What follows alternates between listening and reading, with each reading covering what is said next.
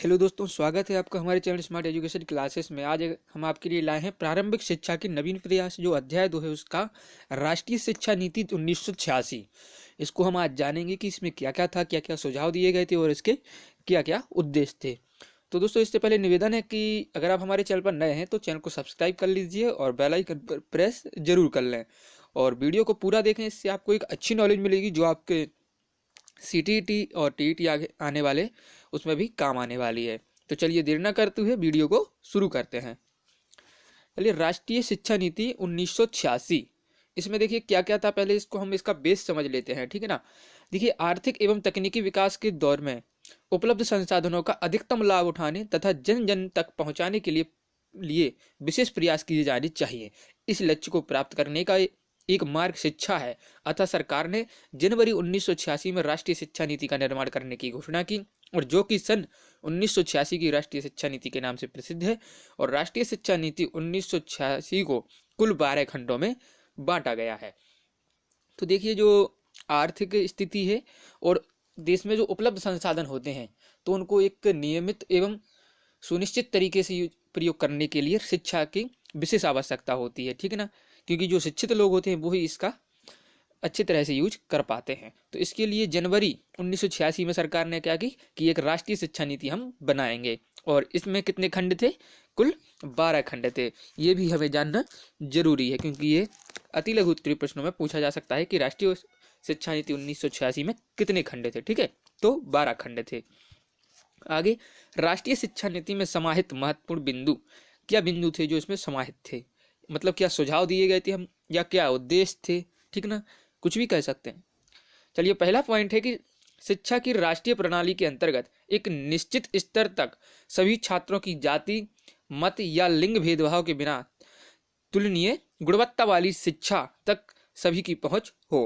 अर्थात कह सकते हैं कि बिना किसी भेदभाव, किसी भी प्रकार लिंग, जाति आदि के आधार पर भेदभाव ना हो और शिक्षा तक सबकी पहुंच हो सके, इसका उद्देश्य था। और शिक्षा की राष्ट्रीय प्रणाली में एक समान शिक्षा की संरचना समाहित है, जिसे कह सकते हैं 10+2+3 संरचना को राष्ट्र के सभी भागों में स्वीकार किया जाए। देखिए, जो भी प्रणाली चलती है 10+2+3 अर्थात 10वीं तक, और उसके बाद 2 वर्षीय इंटरमीडिएट और फिर 3 सालीय स्नातक, ठीक है, 3 वर्षीय स्नातक, ये जो प्रक्रिया है वो सारे राष्ट्र में एक साथ लागू होगी।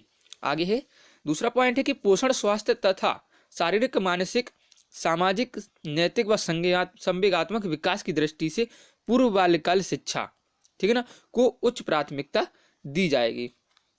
यहाँ मिस्टेक थोड़ी सी, देखिए किस किस को, देखिए पोषण को, स्वास्थ्य को, शारीरिक और सामाजिक, मानसिक तथा संवेगात्मक विकास की दृष्टि से बाल्य शिक्षा को ही प्राथमिकता दी जाएगी। और प्राथमिक स्कूलों में आवश्यक सुविधाओं का प्रावधान किया जाएगा। स्कूल छोड़कर जाने वाले बच्चों की समस्या का समाधान करने को उच्च प्राथमिकता दी जाएगी। जो बच्चे स्कूल से ड्रॉप आउट करते हैं उनके लिए भी विशेष प्रावधान किए जाएंगे।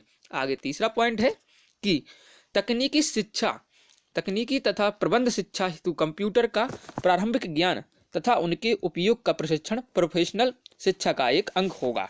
महिलाओं, आर्थिक व सामाजिक रूप से कमजोर वर्गों तथा विकलांगों के लाभ के लिए तकनीकी शिक्षा के उपयुक्त तथा अनौपचारिक कार्यक्रम बनाए जाएंगे। देखिए, इसको समझ लेते हैं कि कंप्यूटर शिक्षा पहले होती थी, ये हर बच्चे के लिए उपलब्ध नहीं करा पाते थे, लेकिन आज के समय में आप देखते होंगे कि जो कंप्यूटर शिक्षा है वो सभी वर्ग के लिए उपलब्ध कराई जाती है। देखिए, चाहे वो प्राथमिक स्तर ही क्यों ना हो, लेकिन कंप्यूटर का बेस सभी के लिए बताया जाता है। और महिलाओं के लिए, आर्थिक रूप से पिछड़े बच्चों के लिए और विकलांगों के लिए विशेष सुविधाएं दी जाती हैं, ताकि वो शिक्षा के क्षेत्र में आगे बढ़ सकें। आगे है प्राथमिक स्कूल शिक्षकों तथा अनौपचारिक व प्रौढ़ शिक्षा में कार्यरत व्यक्तियों के लिए पूर्व सेवा एवं सेवारत पाठ्यक्रम आयोजित करने के लिए जिला शिक्षा एवं प्रशिक्षण संस्थान स्थापित किए जाएंगे। देखिए, प्राथमिक स्कूलों में जो शिक्षक हैं, ठीक है, चाहे वो औपचारिक, अनौपचारिक या फिर प्रौढ़ शिक्षा जो एक वयस्क लोगों के लिए दी जाती थी, ठीक है ना, कि जब वो चलाया गया था राष्ट्रीय साक्षरता मिशन, ठीक है ना, तो उस टाइम पे दी गई थी। तो उनके लिए क्या था कि जो जिला प्रशिक्षण संस्थान, जिन्हें हम अब डाइट के नाम से जानते हैं, तो इनका आयोजन किया जाएगा। आगे है पांचवा पॉइंट है कि राष्ट्रीय शिक्षा नीति 1986 द्वारा सुझाव गए 10 केंद्रित बिंदु एवं राष्ट्रीय महत्व से संबंधित विषयों को पाठ्यक्रम में स्तरानुकाल यथास्थान सम्मिलित किया जाए। देखिए राष्ट्रीय शिक्षा नीति ने क्या कहा, कुछ केंद्र बिंदु दिए, 10 केंद्र बिंदु दिए थे कि इन विषयों को पाठ्यक्रम में शामिल किया जाएगा, ठीक है ना। तो इनमें क्या क्या विषय थे, देखिए इनको समझ लेते हैं। देखिए भारतीय स्वतंत्रता संघर्ष, तो भारतीय स्वतंत्रता के लिए संघर्ष किया गया है, ये बच्चों को जानना जरूरी है, इसलिए इसे पाठ्यक्रम में यथास्थान दिया जाएगा। संवैधानिक दायित्व की आपके क्या दायित्व हैं और क्या कर्तव्य हैं, राष्ट्रीयता के पोषक तत्व, ठीक है, हमारी सांस्कृतिक विरासत क्या है, और नर नारी में समानता, पर्यावरण का संरक्षण जो हमारा कर्तव्य होता है, सामाजिक प्रगति में बाधक तत्व क्या बाधक होते हैं, और वैज्ञानिक दृष्टिकोण, साथ ही सीमित परिवार की संकल्पना या कह सकते हैं परिवार नियोजन, और लोकतंत्र, धर्मनिरपेक्षता, ठीक है। इन जो 10 टॉपिक हैं ये, तो इनको केंद्रक बिंदु बनाकर संबंधित विषयों को पाठ्यक्रम में अब स्तर के हिसाब से, ठीक है, प्राथमिक, कुछ प्राथमिक और हाई स्कूल, इनके हिसाब से समाहित किया जाएगा। आगे है महत्वपूर्ण तथ्य, इसमें क्या महत्वपूर्ण तथ्य, देखिए स्वतंत्रता प्राप्ति के पश्चात उत्पन्न जो नई चुनौतियों थी उनको सामाजिक आवश्यकताओं से निपटने के लिए 1986 में राजीव गांधी सरकार द्वारा राष्ट्रीय शिक्षा नीति का प्रारूप तैयार किया गया, जो सन 1986 की राष्ट्रीय शिक्षा नीति के नाम से प्रसिद्ध है। और कह सकते हैं राष्ट्रीय शिक्षा नीति के प्रारूप में राष्ट्रीय शिक्षा प्रणाली का ढांचा तैयार किया गया, और राष्ट्रीय शिक्षा प्रणाली का मूल मंत्र यह था कि एक निश्चित स्तर तक प्रत्येक विद्यार्थी को बिना धर्म, स्थान, लिंग भेदभाव के भाव तुलनीय गुणवत्ता वाली शिक्षा तक सभी की पहुंच हो। देखिए हम लास्ट में आपको महत्वपूर्ण तथ्य इसलिए बताते हैं कि इसका जो सार है वो क्या है, मतलब इस जैसे जो राष्ट्रीय शिक्षा नीति 1986 है, तो इसका मूल क्या है कि सभी जो बच्चे हैं उनके लिए भेदभाव रहित शिक्षा की पहुंच की हो जाए, ठीक है ना। तो दोस्तों वीडियो देखने के लिए आपका बहुत बहुत धन्यवाद। अगर वीडियो अच्छा लगा है तो वीडियो को लाइक करके जाइए और एक शेयर जरूर किया करें, ठीक है ना, क्योंकि शेयर इज केयर।